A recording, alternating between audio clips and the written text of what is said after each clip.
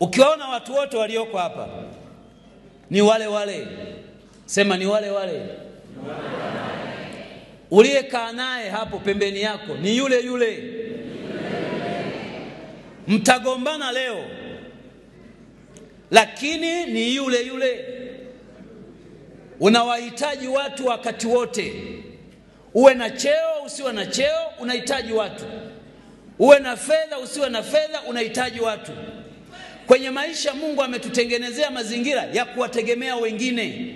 Hata ulipokuwa unaugua, ulihitaji daktari mwingine wa kukutibu wewe. Na hata siku ukifa hutajizika, utazikwa na wengine. Unawahitaji watu.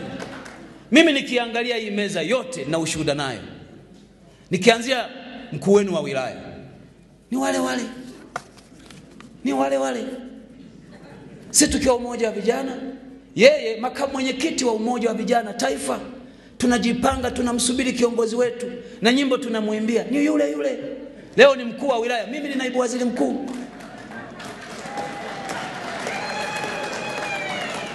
Mkuu wa mkoa akiwa chama alikuwa kiongozi wetu, akaletwa hapa Kahama akawa mkuu wa wilaya. Maisha yameenda, amekuwa naibu katibu mkuu wa chama, akawa kiongozi mkubwa wa chama. Mimi nilikuwa waziri, yeye mkuu wa wilaya. Leo mkuu wa mkoa, mimi naibu waziri mkuu, waziri wa nishati, mjumbe wa halmashauri kuu ya taifa. Watu ni wale wale.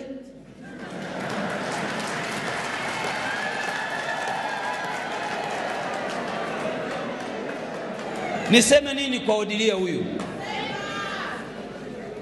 Odilia alikuwa katibu wa vijana wilaya ya Geita. Mimi wakati ule nikiwa mwenyekiti wa jumuiya ya wazazi wa mkoa wa Geita. Baadaye maisha yamekwenda, ameletwa Bukombe, amekuwa katibu wangu wa chama. Baada ya muda ya Mungu mengi, kapandishwa cheo, kawa katibu wa mkoa, kaletwa Shinyanga.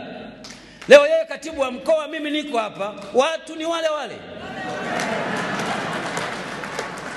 Ningeweza kutaja kila mmoja naye mfahamu Mungu. Lakini kwa nini nasema hiki? Katika maisha usigombane na mtu, sababu kuna wakati utamhitaji. Kama kuna mahali una uwezo wa kumvumilia mtu aliyekuudhi, mvumilie, kwa sababu kesho utamhitaji. Mtaacha kugombana. Hiki chama kimewaleta pamoja. Kazi yenu ninyi muungane ndani ya chama, mkijenge chama. Msiruhusu mipasuko miongoni mwenu. Na kwa taarifa yenu, mkisikia chama tawala kimeanguka mahali kokote duniani, ugomvi ulianzia ndani ya chama chenyewe, wakapagalika, basi wapinzani wakapita katikati yao.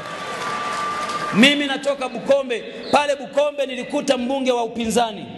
Aliyempa ubunge ni wana CCM wenyewe. Kwa nini? Waligombana ndani. Walivyogombana ndani, wakasema tukose wote, akaingia wa upinzani. Matokeo yake maendeleo yakasimama miaka 5 ya kuwa na maendeleo. Leo tunahubiri upendo kwa sababu tunajua iko nguvu kwenye upendo kwa ajili ya kuwaletea maendeleo watu.